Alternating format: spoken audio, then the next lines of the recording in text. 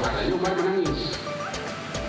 Jadi kata Umar, saya menduga saya orang yang paling berani memberikan separuh harta, karena Utsman hanya berani seperempat hartanya.